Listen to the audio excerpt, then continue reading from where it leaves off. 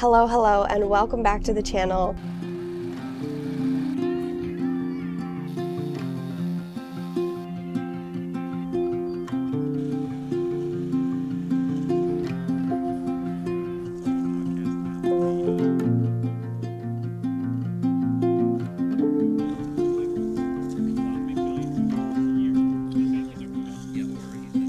We are back from Ireland, very happy to be home. It was an amazing trip, but it's always nice to settle back into our normal routine. We are recovering from a little bit of sickness. I think we caught something on the tail end of our trip, like a little flu cold, and we're feeling better, but I think it's transitioning into allergies because both of us have been like sneezing and like all congested. So hopefully that'll pass soon, but we are jumping right back into projects because this weekend it is supposed to be absolutely gorgeous out. I think it's supposed to be around 75-80 degrees on Saturday and then maybe like 60-65 on Sunday. We are currently in the truck headed to Home Depot to pick up a rototiller for the weekend because there are a couple of beds that we want to turn up to expand, and then we have that whole clearing section that we worked on last March or April that we need to do a little bit of work in. We haven't really touched it since we cleared all of the brush, so we've kind of just been seeing what comes back and trying to manage any of the weeds and things that are coming back up before it gets out of hand again. So the plan is to turn everything up, try to level it out a little bit, and then think about what we want to plant. So let's go pick up the rototiller and then we'll spend the weekend outside working on some gardening stuff.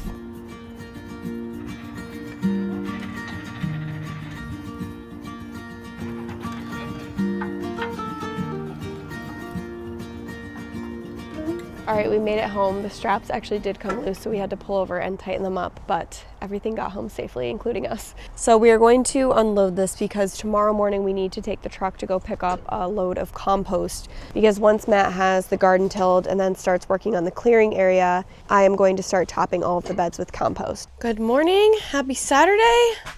As you can see with my tank top, it is absolutely beautiful out, and we are already outside getting to work. I am just grabbing some flags so I can mark where I want Matt to till up the garden bed and make it bigger. He's cutting down a couple of dead trees in the clearing that have kind of fallen throughout the winter, so we need to clear those out so that he can safely till in there. One of them is just like resting across another tree. Definitely don't want him underneath that while he's working. It doesn't look like much, but this is the bed that we want to extend. So I currently have my shallots and garlic growing right here in a couple of rows. So we're not gonna touch that, obviously. These are some irises that have been here since we moved in, and as much as I love that these bloom here, I want to reuse this space for like veggies and flowers and things like that. So I think we're going to potentially relocate those, otherwise we might just till them up. I know it's a little bit of a shame, but they're not my favorite flower. And then we're going to till up the rest of this space, which doesn't have anything growing in it currently. I think I'd like to extend it this direction, maybe to the edge of the fence line here. I'm going to play around with placing the flags just to kind of see what works. Most importantly, I want to make sure we still have space to get around this comfortably with the mower. So I don't want to make it too big and create narrow spaces. My goal with extending this bed is just to minimize the number of garden beds we have to water and maintain. Some of the beds have perennials in them, so they can kind of like live on their own and they don't require like regular maintenance like these kinds of beds do during the summer. And last year when I had the pumpkin patch like way back here in the clearing, I just kind of neglected it. So I'm gonna try to combine that space with this one, and hopefully things will grow a little bit better and I'll have less to water.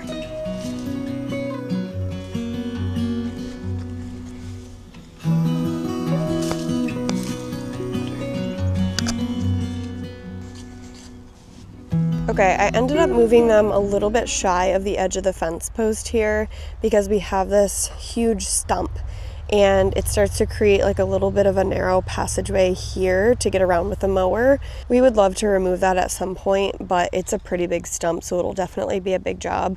So in the meantime, I just don't want to create an awkward space. So I think this will be plenty. It gives us an additional like 8 foot by 8 foot space, and that will help me keep things within reason because it's really easy to get out of hand when it's gardening season and it's nice out and you just want to grow everything. Okay, we are back in the truck. A little bit all over the place trying to figure out order of operations, but we're gonna head to Mahoney's Garden Center to pick up a load of compost so I can start working on the raised beds and edging out the border garden while Matt cuts up the tree he just cut down, because we need to get that out of the space before he can actually till up the clearing and then till up the back garden.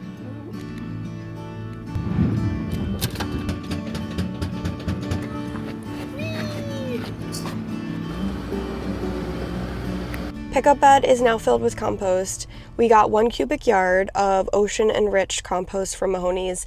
It cost about $63. I think I had like a $6 discount or something. And we were calculating what it would have cost if we got that same compost in bags. Their bags are 1 cubic foot and they cost about $13 each. There are 27 cubic feet in 1 cubic yard, which is what we got in the bed. So getting that in bags would have cost over $350, which is crazy. So I'm very happy we have the truck this year, because I'm sure we'll have to get a couple of loads to top all the beds, and that saves us quite a bit of money.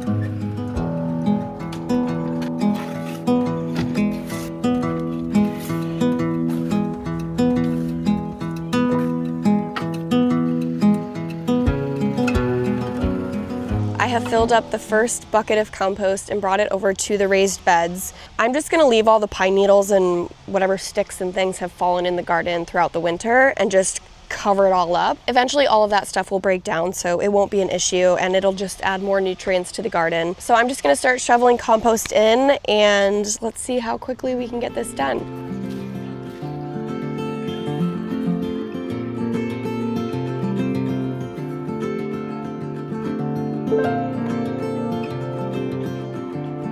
Okay, I just filled up a second bucket with compost, but Matt started tilling, so I wanted to show you what it looks like before he gets too far.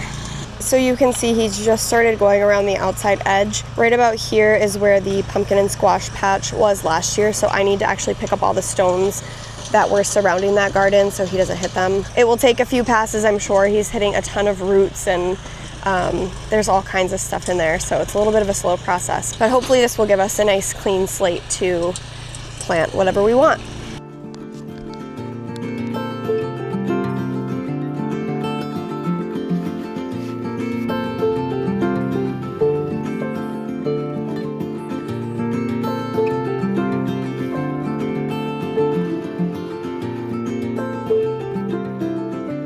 Beds are all now topped with a fresh layer of compost. This is one of my favorite times of year because I love how they look with a fresh layer of compost on them. So now that the beds are done, I need to start working on these little border garden areas. So I have about half a bucket left of compost. So the first thing I'm going to do is start edging out all of these garden beds. You can still roughly see the edge, but like over the winter it kind of like started to cave in a little bit and the grass has started to grow into that edge. So I just want to clean it up. When I edge, I'm going to come in at an angle, so I kind of create this little like lip edge that can catch all of the compost when I lay it on top. I have about a half a bucket left of compost, so I'm gonna see if I can get through this bed. Then we need to run to Mahoney's to pick up another load of compost before they cut off bulk pickups at 4.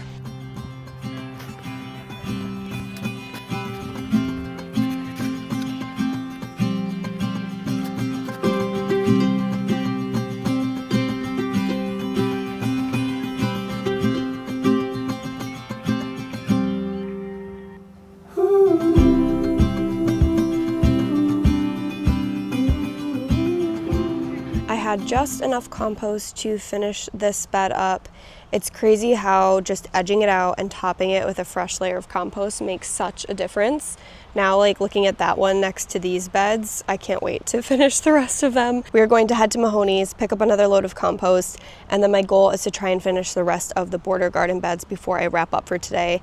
We are going to head to a friend's for a bonfire, so I do have a hard cutoff at like 4:45 so I can shower and get ready for that. But that bed went pretty quickly, so I think I'll be able to finish the rest of them.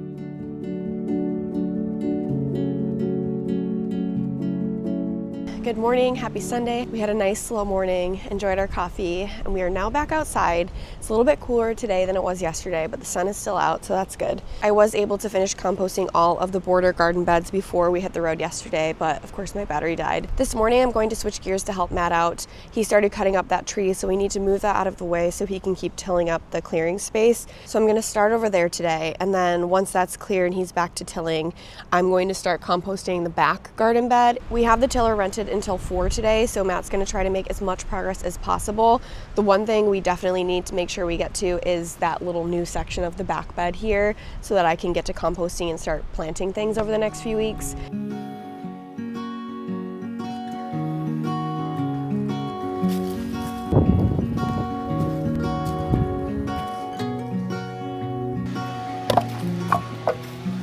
Tree is now fully cleared out, so now that that's gone, Matt can continue tilling. You can see he's started up in this area and he can just keep working his way down the hill.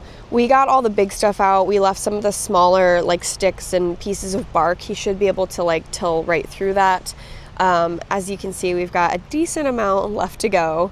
Still all this over here, so I'm not sure he'll be able to finish it today, but we should be able to make some decent progress now that the tree is out of the way. We moved all of the big stumps and cut logs up to the piles here that we have started, and then we moved some of the smaller sticks and branches into our burn pile. We left the stump here where he cut the big tree down because we're unsure if we're going to try to pull it out with a backhoe eventually, in which case it's nice to have a little bit of something to tug against, or if we'll just try to cut it low and, put a garden in this area and try to hide it as much as possible. So haven't decided yet, so we're just gonna leave that. Matt has actually started tilling up the back garden before he gets back to the clearing so that I can start working on compost. So I'll show you how that's looking and then we'll get back to work.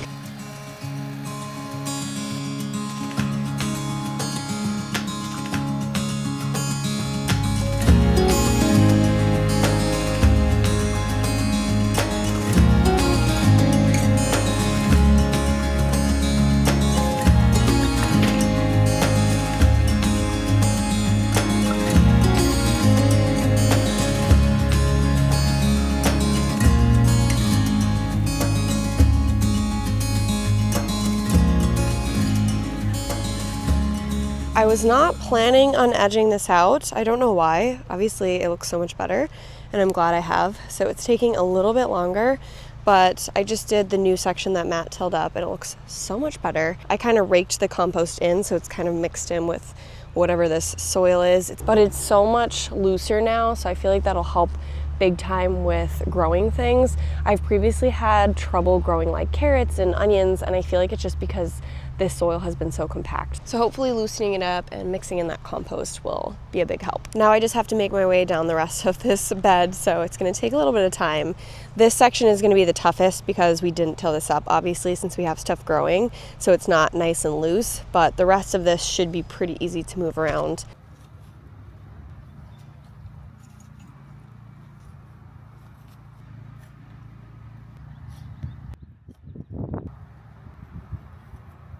All right, you guys, I managed to get this whole bed done. I edged the whole thing out. I raked in compost across the whole bed, and then I had a little bit left in the bucket, so I just topped this middle area. My back is definitely shot. This took a lot out of me, but I'm glad it's done and now it's ready to be planted in. Matt has the tiller loaded up. It's 3:30, so we have to run to Home Depot and get that returned before 4.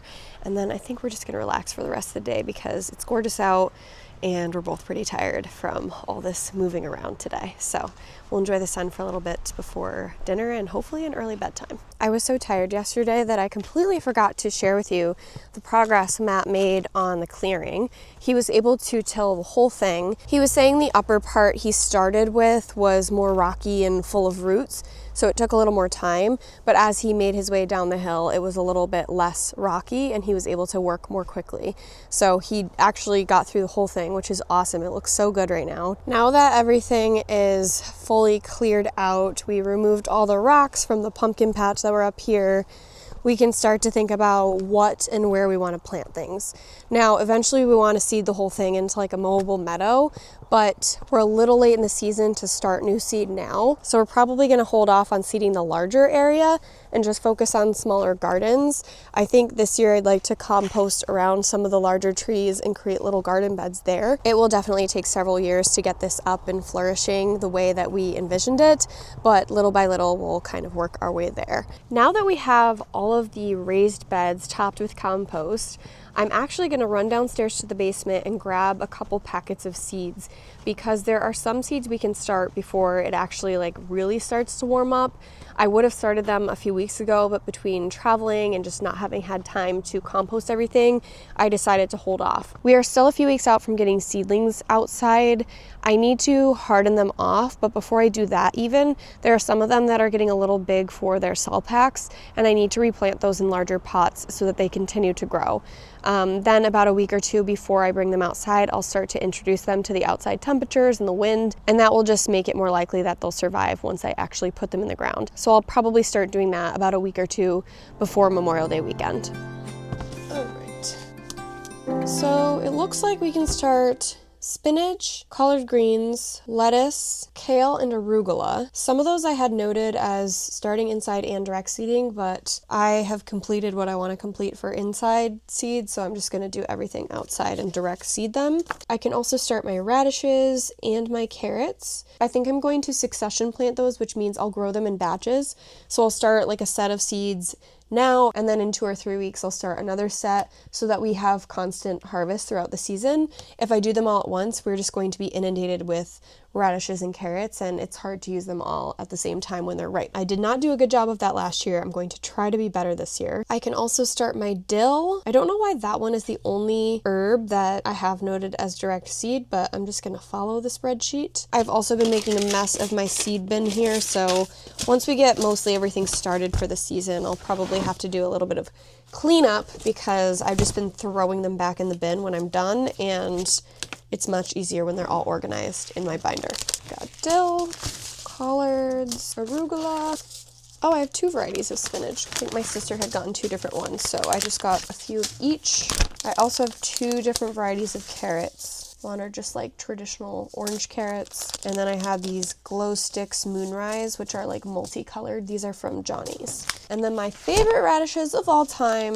Oh, there they are. Phew! French breakfast radish are my favorite. These grow really fast and I love planting them. Matt's not a big fan of radishes, but I do love how like spicy they are, so they're fun to add to salads or sandwiches, pickle them, or just grow them for fun and give them to friends. I'm gonna grab a few tools, bring these outside, and then we'll meet in the garden and start planting. Whenever I direct seed outside, I just make labels on these little popsicle sticks, because otherwise I forget where I put everything. For the seedlings, they're a little bit bigger and I can usually identify which is which. Sometimes I'll stick one in if I have a couple of varieties that look the same, but eventually these will kind of like break down and not be readable, but by that point the plant should be big enough and I should know what it is. Last year I made a really big spreadsheet to like identify where I put everything in the beds, but it took forever to make and I got a little bit lazy this year, so I'm just gonna wing it. I have a few less plants than I did last year, so we should have plenty of space to move things around. The one thing I did learn was the smaller stuff eventually gets overshadowed by the larger stuff, so I have to kind of think about putting the smaller things around the outside edges so that they don't get buried in the middle of the bed when like the bigger plants like tomatoes and peppers and things like that sort of fill in throughout the summer. So I'm just gonna make up my little popsicle sticks and then we will start figuring out where we want to plant things.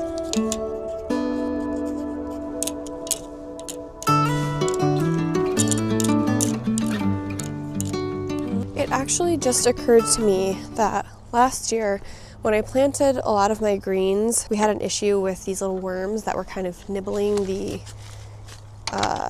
leaves. And I remember making a mental note that I needed to cover them when I planted them so that the little bugs didn't lay their eggs and we didn't have an issue with our greens getting eaten. So I'm just over by the chicken coop here. We call it the chicken coop because that's what it was, to see if I can find the hoops, and there they are. I always have my garden stuff in one of like 3 or 4 places And I usually keep some of the larger stuff out here in the chicken coop. No, it is not currently occupied by chickens. That's just what it was originally. You can see all these little chicken houses, huts. I don't know. I'm not a chicken person. But I usually store a lot of the garden stuff in there that I'm not using in the off season. Those hoops can be placed like over the seeded area. Then you can drape this thin fabric over it so sun and water can still get to them, but the bugs can't lay their eggs, and hopefully our greens will not be eaten. Obviously, if we're going to cover them, it's easier if you do them in kind of bigger groups. Last year I kind of sprinkled different greens in different beds. I do like the look of mixing different things in different beds. I just feel like it feels a little more wild and less like perfectly planned, but in the spirit of making our lives easier, I'm going to attempt to just stick them in this front bed here, kind of on the one half, and then we'll cover them, see how they do. And I can always plant some later on in the season elsewhere because we'll continue to do the succession planting. So we can try them in different places and see what works.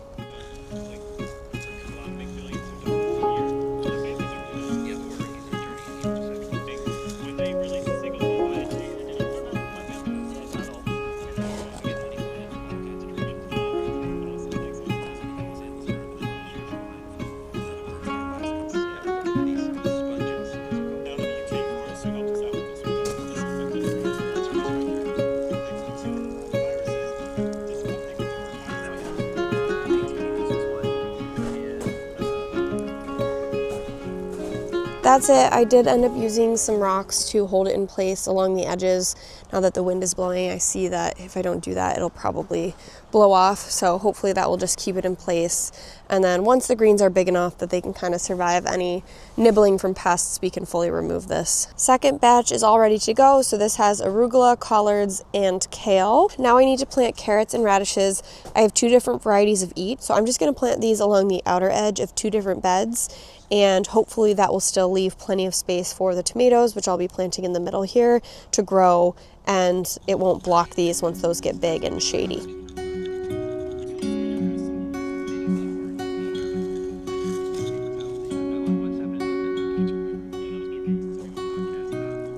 Okay, last up is dill, and I usually plant this and parsley in a few different locations in the garden because there is a caterpillar called the black swallow caterpillar, and they love to eat dill and parsley. So I find that if I have a couple of different plants, a few of them can be sacrificial and the caterpillars can munch on those, and the others I can actually harvest from. So far that has worked. They usually don't find all of them, so I do end up having something to harvest, but they really do devour the plant that they end up landing on. So planting multiple plants is my trick to make sure we both have something we can enjoy. All set with seeds for today. So in this first bed we have some carrots and radish. Right next to that bed we have some lettuce and spinach. Behind that we've got a different variety of carrots and radish. In the back bed here we have our collards, arugula, and kale. I also put a row of dill at the end here, and then in the bed right next to it I did a little bit of dill here. So we will keep an eye on how these do over the next few weeks, and then we'll adjust accordingly for the next batch of seeds if we need to.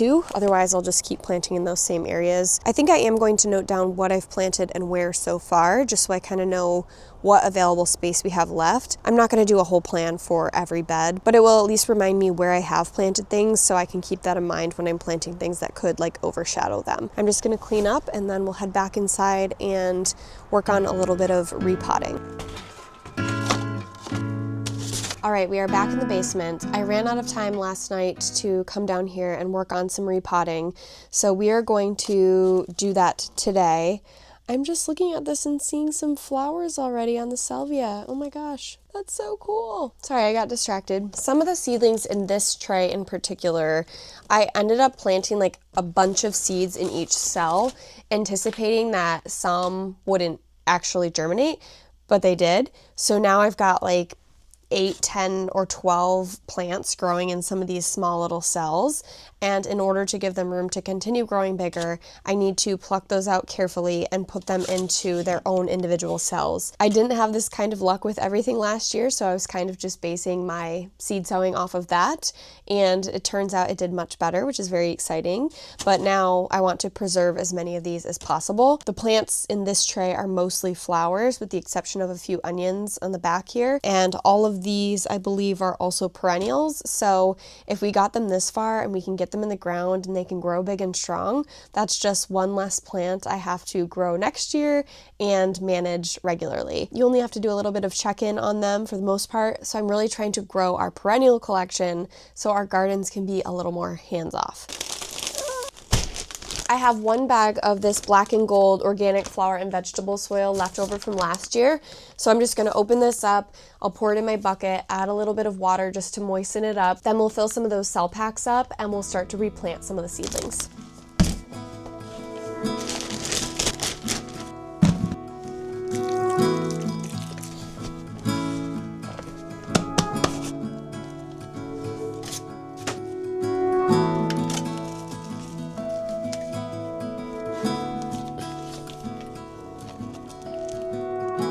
I'm going to start with our foxglove seedlings, so I'm just going to grab all the greens and very gently wiggle and like pull up and see if it will release a little bit, just like that. If you pull really hard, you'll rip all the leaves off and that will not fare well for the plant. So you just want to pull really gently and that pressure will slowly start to release it.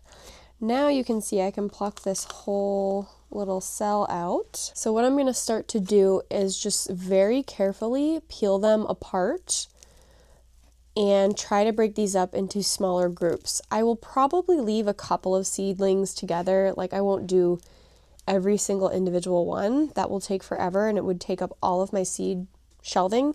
But we can break these up into slightly smaller chunks just so we can give them space to grow a little bigger. Like that. You might lose a few in the process, which is totally fine, but you can see when you start to separate them, you'll have these like individual little plants that all have their own root system, and these can be planted individually. So this is a little grouping of just 3 individual seedlings. I'm going to leave them clumped like this, and I'm going to come over here and just make a little hole in one of these new larger cell packs, drop it in, and gently cover it with some soil so the roots are completely covered, and it's as easy as that.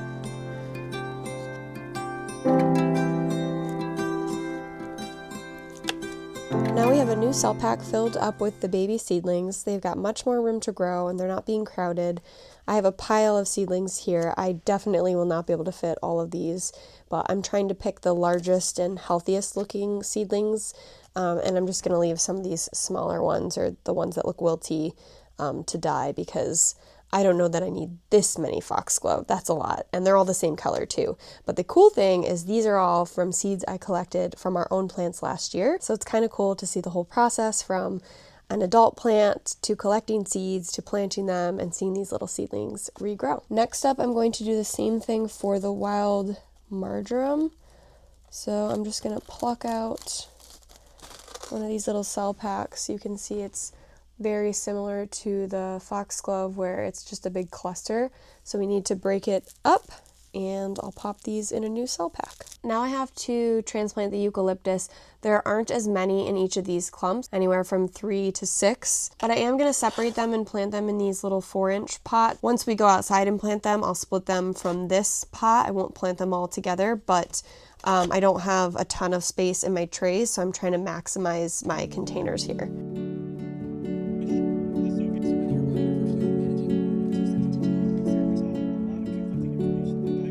I have one more little pot loaded up with soil here, so I think I'm going to move the garlic chives over there. I only planted a handful of these. These are our seeds I collected from our own garden last year as well, and I would say maybe like 8 or 10 of them popped up, but they're kind of small and they haven't really been getting bigger, so I'm going to attempt to relocate them into this pot, which is a little bit deeper, in hopes that the roots will grow more and they'll get a little bit bigger before we put them outside. Now we have a full tray of foxglove, wild marjoram, eucalyptus, and garlic chives. So I'm going to move this back onto the seed shelf, and then we're going to fill up some more cell packs to do the lavender, salvia, and columbine.